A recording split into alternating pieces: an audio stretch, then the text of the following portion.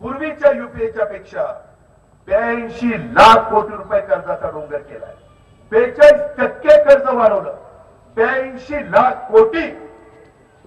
एक कन्नडवासियांनी यावर आकडा काढावा. 82 लाख कोटी ही अवस्था आहे.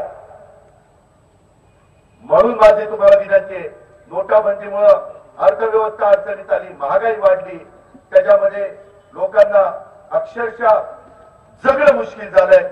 हे सगळं आपल्याला आता दूर करायचं असेल तर एकच पर्याय, आणि तो म्हणजे अण्णा हजारेंनी 32 पत्र लिहिली. एकाही पत्राचं उत्तर 4.5 वर्षामध्ये अण्णा हजारेंच्या स्वतः नरेंद्र मोदी साहेबांनी दिलं नाही. ही अवस्था आहे.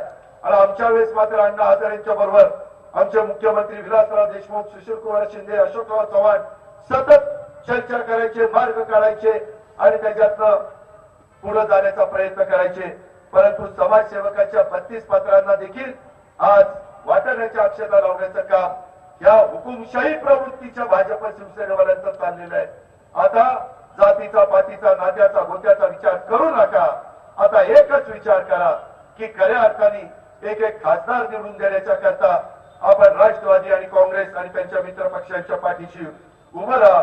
हीच आग्रहाची, नम्रतेची, कर्तव्याची विनंती करतो आणि आपल्या सर्वांची रजा घेतो. जय हिंद, जय महाराष्ट्र. माझ्यानंतर आपल्या सगळ्यांचे नेते भुजबळ साहेब आपल्याला मार्गदर्शन करतील.